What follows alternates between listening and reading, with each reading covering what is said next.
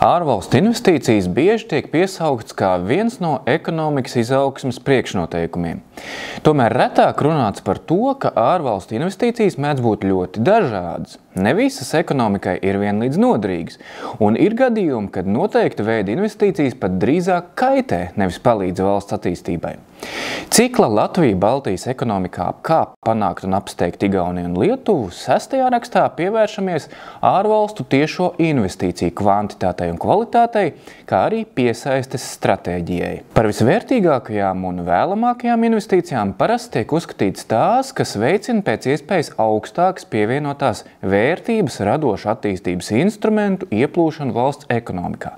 Modernas tehnoloģijas, augstkvalificēts darba spēks, jaunas zināšanas, tā saucamais know-how, augstāka biznesa ētika un tam līdzīgi. Biežāk tās ir investīcijas ražošanas, kā arī pakalpojumu sektoros, tomēr svarīgi arī tieši kādā ražošanā un kādos pakalpojumos.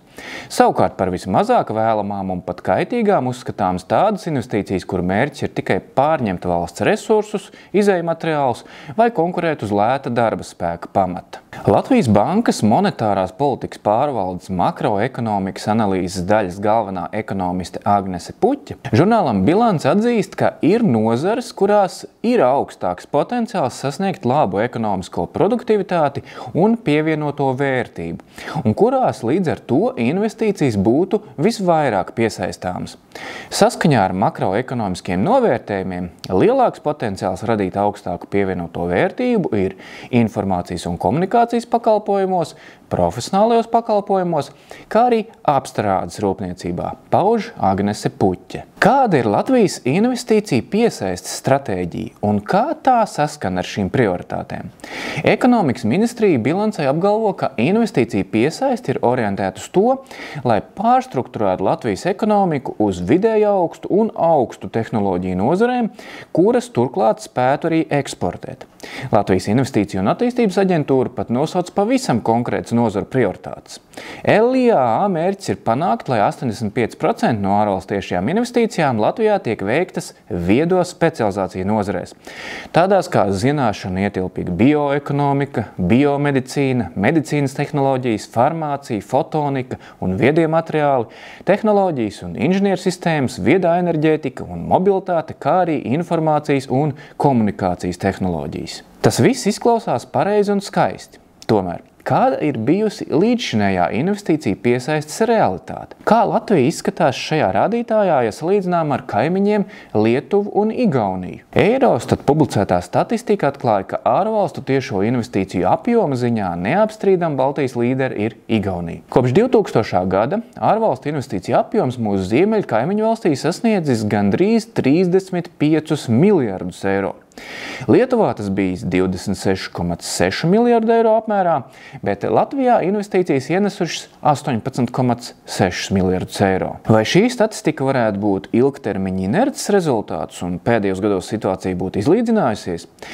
Atbilde uz šo jautājumu diemžēl ir negatīva. Aprēķinot atsevišķi pēdējos 4 gados no 2019. līdz 2022. gadam Baltijā ienākušās investīcijas, aina ir līdzīga iepriekšējai. Pirmā ir Igaunija ar gandrīz 14 miljardiem eiro, otrā Lietuva ar apmēram 10 miljardiem eiro un trešā atkal Latvija ar 6 miljardiem eiro. Latvijai tīkamāks skats paveras aprēķinot, cik lielas ārvalstu investīcijas katrā no Baltijas valstīm piesaistītas uz vienu iedzīvotāju.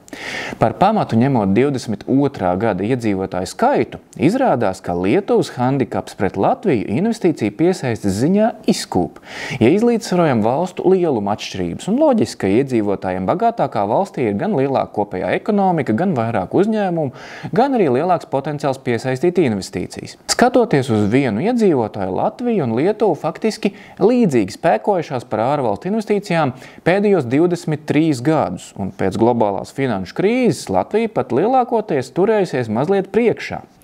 Summārais šajā laika periodā piesaistīto ārvalstu tiešo investīciju apmērs uz vienu iedzīvotāju Latvijā bijis gandrīz 9900 eiro, Lietuvā 9300 eiro.